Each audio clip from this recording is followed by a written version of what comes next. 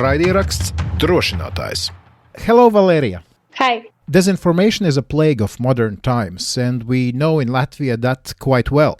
But what does it mean during the time of war? Obviously, the stakes are much higher. Disinformation can harm not only your well-being or health, can harm your emotions. There are situations when disinformation is a threat to people's life. It may sound strange for people not living in somewhere near front lines or in war conditions, and it sounded strange even for me several years ago, but now I understand that all false notifications about the evacuation corridors, about aid from different organizations, about shellings even, can harm life directly.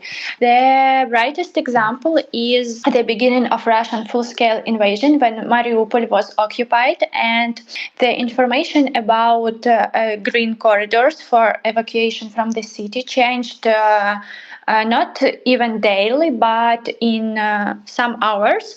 And there are stories when people tried to leave the city, but they appeared under shelling because they got wrong information about evacuation points. What are the media where you are checking, and what sort of disinformation do you confront the most? In Ukraine, Telegram is the most popular source of news for people. So we mainly monitor Telegram channels, Russian and so-called pro-Russian. What we mean by pro-Russian, these Telegram channels, they try to show if they are Ukrainian. They publish news about Ukraine, but they are controlled from Russia. And we also monitor Ukrainian websites, Ukrainian Telegram channels, sometimes Instagram pages, also Facebook. So the whole informational space in Ukraine is influenced by Russia and Russian different actors. That's why I would say it's a complex monitoring of Ukrainian infospace. Disinformation is mainly connected with war, if to say in general. But I cannot say that there is one brightest topic, because Russians choose the most actual topics in their disinformation campaigns. And for example, when Ukraine had power outages because of Russian shellings on energy infrastructure, the most popular Russian claims concerned electricity. For example, that Ukraine is selling electricity abroad. And it may sound as just false claim, Ukraine is selling electricity, and someone from government is saying no, we are not. But when people do not have electricity for 10, for 12 or 20 even hours per day, they start to believe such claims. And if they see that someone is posting that Ukraine is selling electricity while you are sitting at home without warm food, without water and other communications. If your flat or house, if everything in it is connected with electricity, you start to believe this, because it's natural that in such conditions people are more vulnerable to disinformation. Russians always try to use even small false claims to influence the public opinion about the government, about Ukrainian authorities, and discredit them, to make people hate Ukraine in general. Does Russia concentrate on those big, massive conspiracy theories, or they just go drop by drop, just dropping small disinformation one by one and just waiting for it to pile up? I would say that Russia is using both strategies. Because, yes, the main activity is to drop these small cases of disinformation, small fakes, on different actual topics, like covering everything that is happening in the country.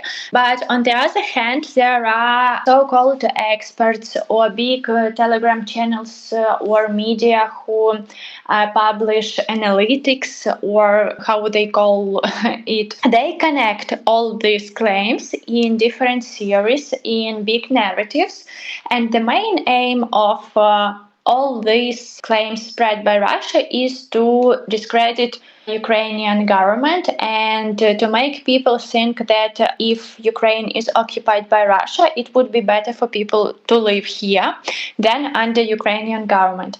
So some channels play the role of these garbage bins where all small fakes are published, and others try to influence public opinion not only by giving them some claims, but publishing explainers, analytics with right messages, right as they consider, to influence the public opinion. We know that Russia has put millions into disinformation campaigns all around Europe, in Ukraine, of course, as well.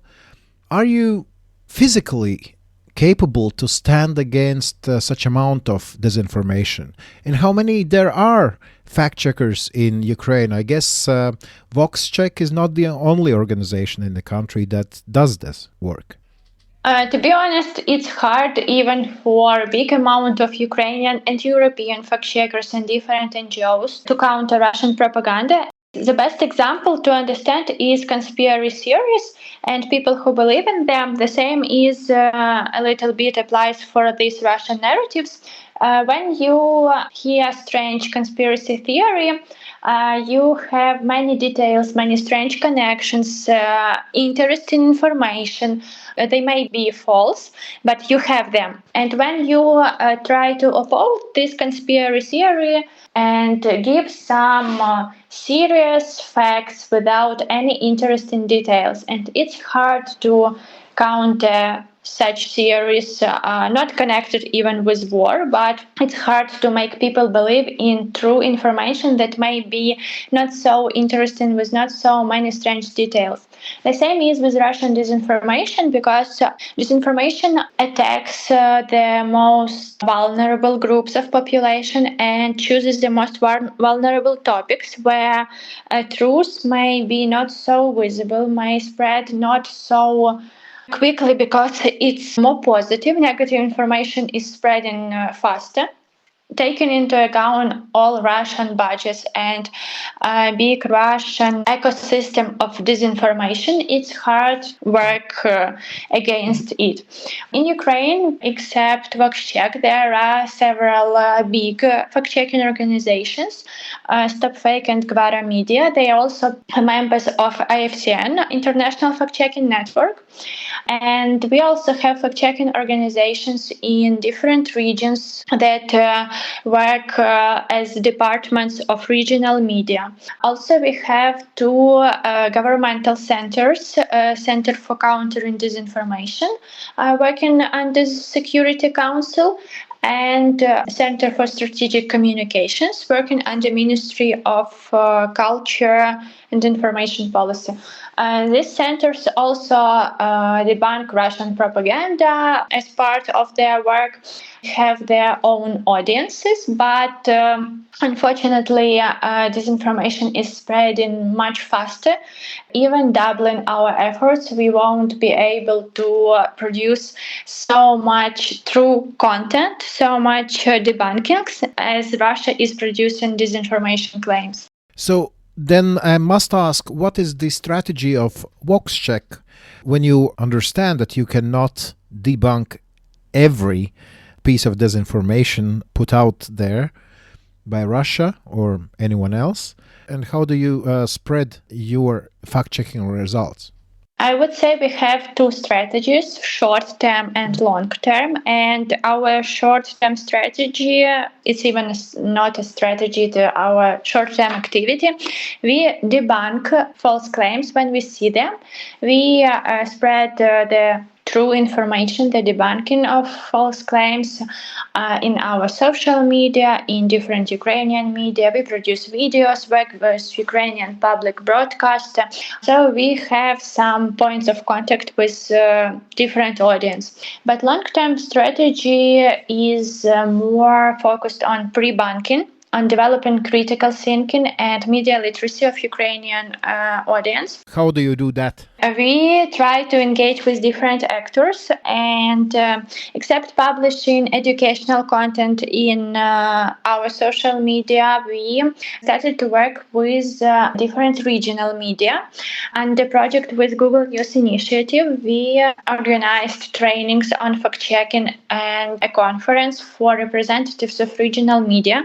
We formed a network which includes media from all regions of Ukraine, and we understand that this regional media might have influence on audience that is not reading our social media, big national media, people that are interested only in life in their community and try to check news about weather or events near them. But if this media publish more explanations on Russian fakes, more main peculiarities of fakes, explain how to spot a fake, how disinformation works. If all these media reach their users, reach their readers, and teach them how to not be vulnerable to disinformation. Ukrainian population in general, from all these small communities, will be stronger to disinformation. So our role is more to train the trainers, train regional media to let them work with their audiences and not spread fakes themselves, but teach people, teach their readers how to find reliable sources, where to find true information in other media or governmental institutions, and how to spot fakes, not to believe in them. Right. Just a couple of weeks ago, you organized a special conference in Kiev about fact-checking in regions with the help of Google News Initiative. How do challenges in regions differ from those that are on national level when we talk about fact-checking and false information and disinformation? I think the biggest challenge for regional media now is funding, because there are a lot of regional media in different regions, in different cities and towns, and even villages or communities of these regions. There are many local media. Step by step, they are introducing this educational fact-checking content, but most of them, for example, depend on ads which they publish, and these ads may not be of the best quality. They also can include clickbait headlines and links to different websites. So here is a problem. These high standards and work on big goals of media literacy is not very appreciated by readers, ordinary readers who want to find information about some accidents. For local media, it's very hard to engage grants because there are not so many grants as local media are. It's hard for them also to make this content interesting for audience, because national media can use some big national cases to explain something. They cover almost everything that is happening in the country on a bigger scale, but regional media focus on their local events, and for them, as we teach them on our trainings and also mentioned this on the conference, that local media should save their local context, because easier to teach people and to explain something for them if they understand the case about which media is writing. For example, if you give national case that was not very interesting for local audience and local audience just missed it, people won't understand what you want from them. But if you give an example from your community life of this small town and explain on this example how disinformation works, how, for example, some false claims were spread in this community, then people are remembering everything quickly, and they learn new on the basis of information they know. If we talk about the regional challenges, I read the report on your webpage about that conference, and one quote stood out to me. Alexandra Novosel, a unit production manager at Sosplinek Kharkiv, said that often Russian disinformation isn't as frightening as local stupidity or mistakes. If you can comment on that, what do you think she meant by this? Not every disinformation case is coming from Russia, and sometimes attempts to gain more views, to gain more audience, Ukrainian Telegram channels or not very reputable media are trying to spread some information first without checking it. And these local mistakes, yes, are harder to tackle because if some strange news are coming from Russian Telegram channels, it's easier to explain people that it's fake, it's part of disinformation campaign, and Russia is using such tactics in this example. But if that comes from local media, it's harder to explain why they spread this. It's harder to explain readers why it is fake, because we, in general, say that we should trust Ukrainian, not Russian media. And when Ukrainian media or channels are spreading some fakes, it's a little bit harder to counter this for local audience. And now I come to a question that is guiding our conversation maybe to local politics. There are people who are talking about media in Ukraine being under pressure from different sides, including President's office. When you do your fact-checking, do you also put attention to those big media, the national media, and are you free to do so? Do you face consequences if you do so? We never had such situations, and we are free to fact-check anything. But here is the thing that we understand the so-called red line between freedom of speech and national security. And many foreign experts, foreign organizations mentioned that, for example, even closing Russian channels, it's violating freedom of speech. Maybe in peaceful conditions, it could be viewed like that, but when you have direct Russian threat, physical threat from Russian army, Russian missiles, it's a question of national security whether you let people watch Russian news. And the same is with fact-checking. Sometimes there can be cases when we understand that a fact-check may bring more harm to Ukrainian audience than for example, provide some useful insights for them. When we talk about sensitive topics like shelling, like peaceful plans, we cannot comment on everything, and we have to understand that criticizing Ukrainian government on every step they do will lead to our defeat, because now we have to be united with our government, the whole population, because we have one big threat, Russia. And when we talk about some corruption cases, about different scandals in governmental institutions, if there is a claim to fact check, we can do this, but in general, mostly these claims are not fact checkable because they are just scandals or some rumors from the political life. But if we have what to fact check, we can do this, and we never had some like conflicts, public or private, with governmental institutions.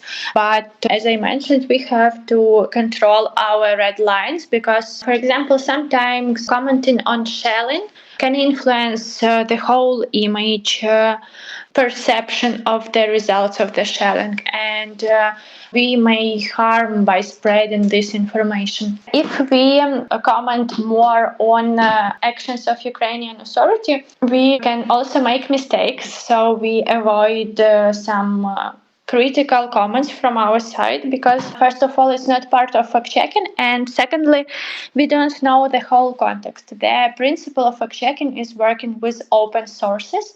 In most cases, when it concerns some political statements, points concerning the political life of Ukraine, we don't have the full picture to be able to comment independently and to give some our insights, some our thoughts, as we are not part of this process. It's better to avoid commenting situations when you are not 100% sure in information you will say. Your colleague Maxim Skubenko, executive director of Vox Ukraine and junior sergeant of the army, said that fact-checking is a bit like philosophy, as there are no clear-cut answers. You can check numbers and find the original statement, verify if the speaker's words were twisted. But if you think more broadly, how do you verify a claim about total corruption in Ukraine, let's say? Or can you criticize the government during the war? And if so, where is the line that separates state interests in a warring country? Sometimes fact-checking is about asking yourself questions that you'd rather not answer. I'm aware that I wouldn't find answers to some questions, but I keep asking them because our victory and future in this country depend on it. So basically, that's what you were talking about yourself as well. But are you not afraid that basically what you just were speaking about could be seen as some sort of self-censorship? I think it is self-censorship, but in so-called good understanding of censorship, because as Maxim mentioned from this quote you just read, we have to decide on which warring side we are, and we have to live in this country after the war ends. So we need to understand that checking some statements is not appropriate, that criticizing government is not appropriate in some cases, because there are cases criticizing government is necessary when the public discussion is very hot and you cannot miss this case. You have to comment on everything that is possible. But sometimes there are cases when it's not okay to publish this information, to comment on it, to make it more public for broader audience, because it may bring more harm. We have enough cases to comment that are not so dangerous for national security. That's why we need to ask ourselves what consequences will have the publication of each article we are producing. Will it bring more use or more harm for Ukrainian audience? Because if we do not do this self-censorship, we may cross the lines and then reuniting Ukrainian audience, Ukrainian population, and returning trust in Ukrainian state would be harder. Let me tell you a story from my own experience from just a few days ago.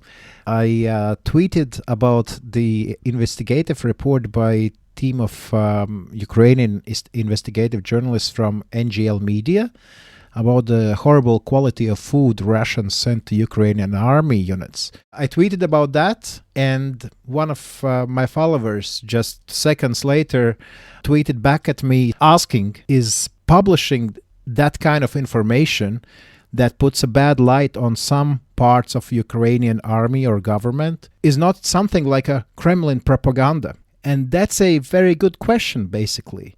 How much can you talk about negative sides, and how much do you need to talk about those for them to be changed and for country to become better?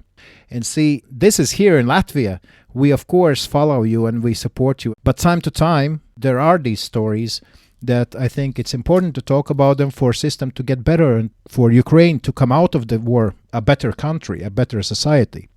Even if in Latvia we have these discussions, I imagine in Ukraine that's 100 times hotter topic, and how to talk about those problematic aspects of governing country during the wartime. It's even much harder, right? Yes, it's very hard topic, but in such cases, we need to understand that food for Ukrainian armed forces, that clothing, for example, winter uniform, all the things they get, all the supplies should be of the highest quality, because if they do not have enough supplies, if they have bad food, if they don't have suitable clothing for winter, for example, it's question of their survival, and the question of their survival is question of survival of whole Ukraine, of the regions not on the front lines. So here we understand that the life of every soldier is having the highest price, is our top priority. Uncovering such cases will bring more positive consequences, because if we talk about bad food, it will become better, because after this scandal, checking of food quality will become better. That's why it will directly influence the life of soldiers and make their basic needs closed on better level. The same, I would say, communication problem, communication so-called dilemma we had. Maybe you also heard about scandal with Ukrainian family who supplied armed forces with uniform. It was several months ago. They both, father and son, they both are under investigation, and it was a major corruption scandal about the prices of tenders on this clothing. But here the main point in communication was that despite the fact that some officials or some high-level people in different institutions who are not on the front lines, who just decide something on contract tenders, who sit somewhere in Kyiv or even in other cities closer to the west, to the peaceful west, these people are not part of Ukrainian armed forces who directly protect us. Yes, this corruption scandal is a little bit harmful for the trust in Ukrainian government, but in general, the main focus is that those protecting you on the front lines are not guilty, that people in the back, that people in on higher levels trying to earn more money. So please do not stop supporting by your donations, sending help directly to people different hotspots, and they have some needs that are covered by volunteers or by bigger foundations, but also that work with voluntary donations from people. So here is this direct division in communication strategy, that soldiers of Ukrainian army are protecting you. People on higher levels, some of these officials are corrupt, and we need to uncover them and change them on someone more professional, on someone working towards interests of Ukrainian army to make the conditions for soldiers better, not to steal money from the state, just people with good reputation. So these scandals are very harmful, but in the same time they are very making big progress in some aspects. They are making difference. They are helping to make faster changes. Some of these changes are painful, but the result is faster and better. Because, like I mentioned, if we talk about food or clothing, how painful these scandals are for high officials, it's more painful for soldiers to suffer from this lack of basic needs from the state. And if we talk about it publicly, we get the chance to improve their conditions faster. When we want to know what's really happening in Ukraine, what would be your tips for us to not fall victims to disinformation when consuming news from Ukraine? In In general, you shouldn't read Russian news at all. So the first and the main rule is to read trustable sources. For example, we have Kyiv Independent. It's Ukrainian media that is mainly working for foreign audience and publishing its content in English. So the main news can be found there. Their website is updating regularly. They also have social media where all the hottest topics will be discussed. Also, you can follow European trustable sources, follow the statements of Ukrainian officials, also presented in these sources with higher standards. In 90% of cases, these reports on events in Ukraine will be true, will show everything as it is without manipulations and so on. Also, there is Ukrainian so-called white list of media that is formed annually, and if you're reader, so you can understand some information in Ukrainian, it's great to follow big national media that are in this list, and sometimes even read 2 or 3 publications and choose the media you like the most, and of course compare the news in this media and make your own conclusions. Now reading in Ukrainian is no problem thanks to Google Translate and other services.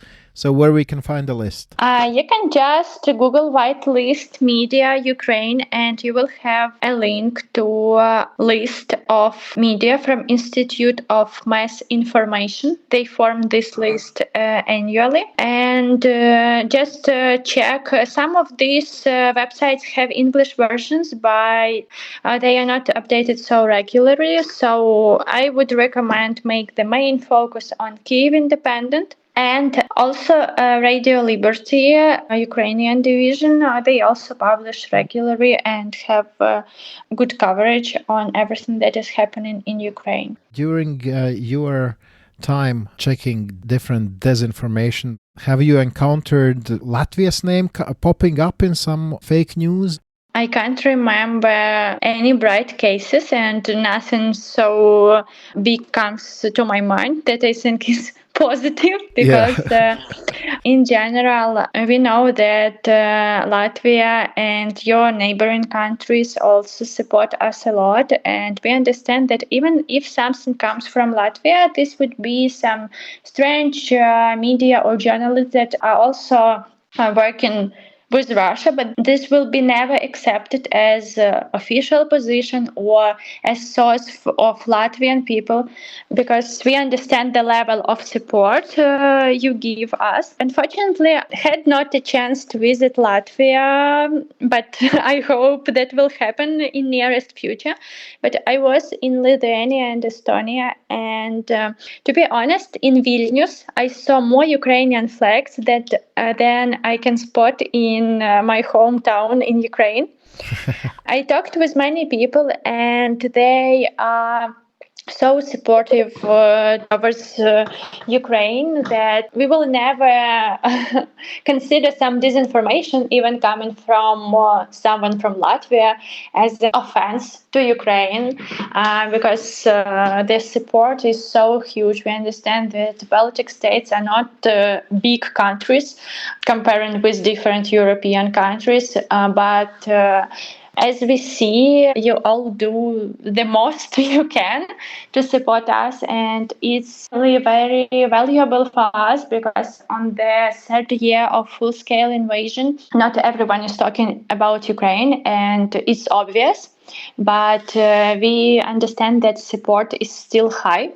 It gives us also more strength to fight in different areas, to understand that someone is supporting you, that you are not alone in the whole world. You definitely are not. We're with you. But please do fact check even the information coming from Latvia. Better safe than sorry. The last thing I wanted to ask you, yes, you mentioned it's the third year of war. Of course, generalizations are never 100% correct, but has Ukrainian public gotten smarter in recognizing fake information? How do you see it? I would say that in general, yes, because beginning of full-scale invasion, almost from every media, every channel, even people in their conversation were mentioning fakes, like fakes, fact-checking, and disinformation became very discussed among people. And sometimes I even see comments from real people or here when they discuss some news, they ask, isn't it Russian fake? So they are aware that our informational space is filled with fakes, with Russian disinformation, that Russia is trying to influence it.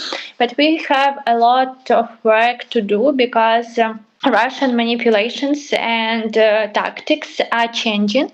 They also adapting to the situation, and they understand that some very so-called cheap fakes, for example, bad-made deep fakes with Ukrainian politicians, will be easily recognized by Ukrainian audience. So they try to create more complex fakes, to use more difficult topics, complicated cases, because it's harder for ordinary people to recognize them. Like, we are playing is not the right word here, but we are having this step-by-step complication when Russia is making fakes more complicated. Ukrainian audience is more aware about them and understands more tactics, more propaganda statements. Then Russia is complicating more, and we are one more time trying to teach our audience what is new, what tools were used, why is it fake, because it's not so obvious.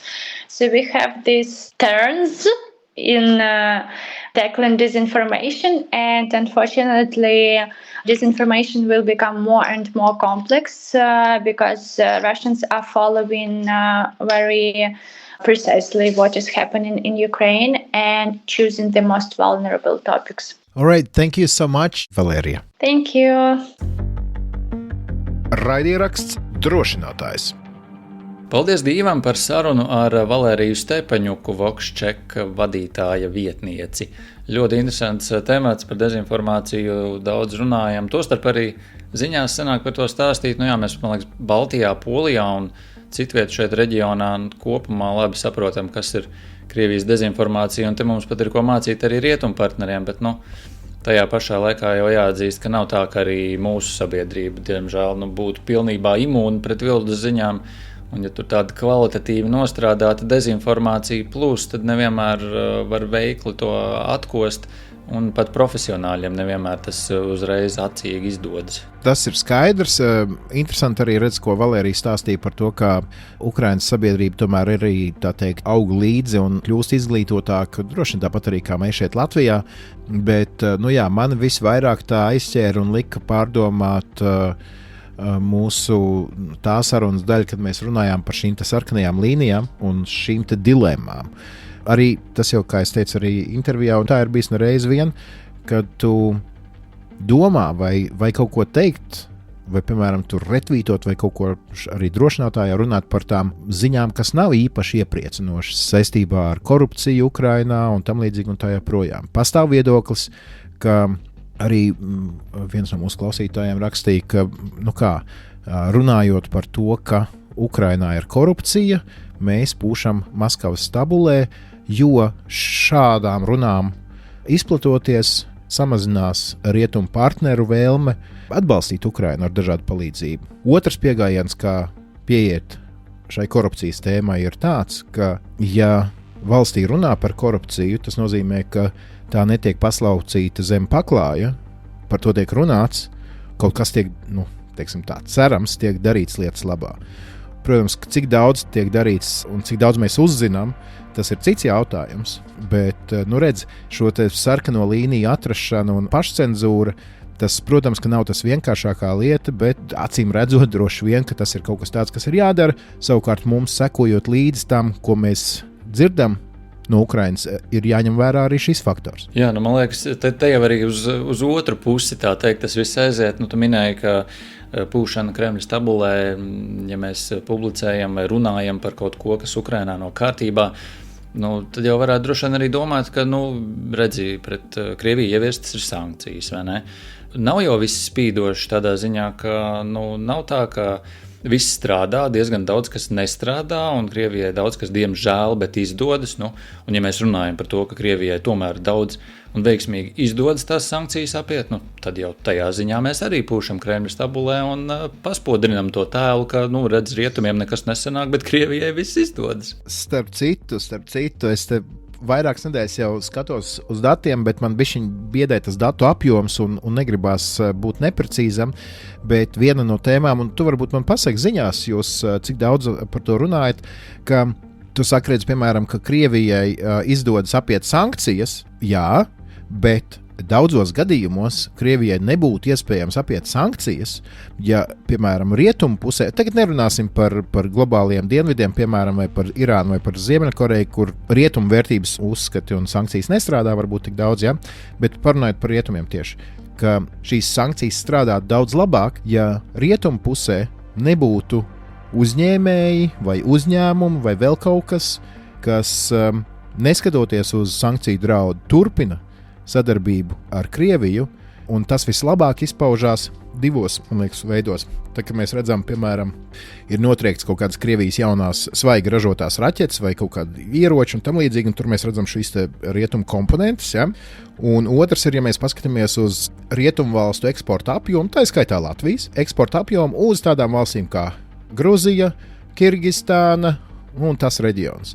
Skaidrs, ka ir runa par reeksportēšanu tālāk, kad preces it kā tiek nogādātas uz Kirgistānu un pēc tam no tām turienes tiek pārvestas uz Krieviju. Jā, valdības mēģina ar šo cīnīties, bet mēs redzam, ka ne līdz galam tas pagaidām ir izdevies. Jā, protams, tie caurumi ir ne tikai Kazahstānā, apvienotajos Arābu Emirātos, Turcijā, Indijā vai citur, bet tepat jau pie mums arī rietumos un Eiropā, un to mēs paši sev atgādinām, bet ne tik ļoti veiksmīgi tiekam ar to joprojām galā. Un redz, ka mēs paši tagad sev necenzējam, nesenāk mēs tikko runājam par pašcenzūru Ukrainā, tagad mēs bezmazliet pašcenzūru šitiem pat mūsu drošinātājā. Kaut vai šis te gadījums ar mangānu rūdas eksportu caur Rīgas ostu? Jā. No ko? Tad mēs varam gaidīt, rādīt uz pirkstiem viens uz otru, bet ja mēs paši nesperam kaut kādus soļus, negaidot uz citiem, tad arī notiek tas, kas notiek. Labi, tagad, redz, kad kāds atklāja šo informāciju un sabiedrība sāka sašust, tad ātri vien, redz, izrādās, ka var kaut ko darīt un nav jāgaida uz citiem. Bet, jā. Aizfilozofējāmies, Rihard, mēs ar tevi te, ne? Ui, riktīgi. Jā. Bet tev vēl ir pāris lietas, par ko tu gribēji pafilozofēt, man šķiet, ne? Vēl es gribēju pafilozofēt, jā, divas ļoti ātrās lietiņas. Viens ir, es gribu pacelt cepuri to izcili gudro cilvēku priekšā, kuri 2020. gadā izlēma, ka 183,000 eiro jāiztērē viena kāpurķēžu bruņmašīnas uzlikšanai uz postamentu pie ādažu bāzes. Te uzreiz gan ir jāuzcers tie, kuri trako par šo ziņu, ka tas nav bijis tā, ka kara laikā tagad mēs nevis izdomājam sūtīt Ukrainai palīdzību par 183,000, bet tas jau ir bijis 20. gadā, kaut gan 20. gadā acīm redzot kādam, kurš šo pieņēma lēmumu, un šādiem lēmumiem vienmēr ir vārds un uzvārds, šķita, ka visi principā mierīgi, un mēs esam gana droši, lai mēs varētu izskaistināt teritoriju ap ādažu bāzi. Ir vilku pārdomām. Protams, ka tagad kara apstākļos ir pavisam cita uztvere, izmeklēšanas sāks un tā tālāk, vai tagad būtu vērts kaut ko tur sagraut, nauda jau iztērēta, diez vai. Bet tas, ko es gribēju īpaši uzsvērt mūsu klausītājiem un gribēju vaicāt tev arī, Rihard, es teiktu tā, ka nākamā nedēļa, nākamās 10 dienas bez notikumiem Ukrainā, es ļoti aicinātu pievērst uzmanību arī tam, kas notiek Moldovā un Gruzijā. Moldovā, kā zināms, 20. oktobrī notiks referendums, tātad neiedziļinoties detaļās, bet par tā teikt valsts virzību Eiropas Savienības virzienā, un savukārt 26. oktobrī Gruzijā ir, šķiet, kā visi eksperti saka, izšķirošās vēlēšanas Gruzijā, kur ja pie varas paliks esošā valdība, tad tur viņi jau principā īpaši neslēpjot ir solījuši tur raganu medības, un tur mēs varētu redzēt strauju Gruzijas virzību, teiksim, tādā Baltkrievijas stila nedemokrātijā. Tā kā abās šajās valstīs ir ļoti iesaistīta arī Krievijas spalvainā roka ar tā skaitā dezinformāciju, par kuru mēs runājām, tā skaitā ar kaut kādiem finanšu līdzekļiem, jo Krievijas interesēs, protams, ka nav šo abu valstu virzīšanās uz Eiropu. Tāpēc, jā, es aicinu noteikti sekot līdzi, un mēs arī noteikti pievērsīsim tam uzmanību. Un, Rihard, kas notiekās ar Latvijas Radio ziņdienestu plāniem? Es saprotu, ka tu pats arī dosies uz vienu no šīm valstīm. Jā, šim mēs, protams, sekosim līdzi, kā jau to dara daudzās valstīs. Un, jā, mēs dosimies gan uz Moldovu, atspoguļot šīs vēlēšanas un tur notiekošo arī referendumu par virzību uz Eiropas Savienību, un pats došos jau nākamajā nedēļā arī uz Gruziju, un arī tur jau vēstīšu, kāds tad tur noskaņojums uz vietas, un, protams, to aktuālo, kā tad risinās notikumi gan vēlēšanu laikā, gan paskatīsimies, kas tad notiks arī pēc tām. To visu jau klausieties radio ēterā. Drošinātāja ēterā tu būsi nākamnedēļ? Būšu, es nekur nebūšu pazudis. Es vēl paspēšu ar tevi aprunāties pirms došos prom. Ok, sarunāts. Labi, tātad sekojam līdzi notikumiem Moldovā šajā nedēļas nogalē, pēc tam nedēļu vēlāk Gruzijā. Protams, ka sekojam līdz tam, kas notiek Ukrainā, nepaļaujamies dezinformācijai, un ja jums ir savs viedoklis un gribat ko mums teikt, un varbūt gribat, lai mēs uzdodam jautājumu Kristīnai, vai gribam, lai jūsu viedokli publiskojam šeit, kā varbūt citu viedokli nekā, ko mēs te runājam, tad rakstiet mums. Vislabākais veids sazināties ar mums ir rakstot uz e-pasta adresi drošinātājs @latvijas.lv. Šai reizē tas arī viss. Jauna epizode, kā vienmēr, katru ceturtdienu raidierakstu platformās un Latvijas Radio mobilajā lietotnē. Savukārt tiem, kuri nelieto šādus informācijas avotus, tiem sakiet, ka mūs var dzirdēt nedaudz tādā kompaktākā versijā piekdienu vakaros 6:15 Latvijas Radio pirmajā kanālā vai programmā, kā saka radio. Pirmajā kanālā. Tad viss kārtībā. Labi, tas arī viss. Paldies, Rihard, paldies, klausītāji. Uz tikšanos nākamreiz. Visu gaišu un atceramies, drošinātājs skaidri un personīgi par karu Ukrainā. Raidieraksts Drošinātājs.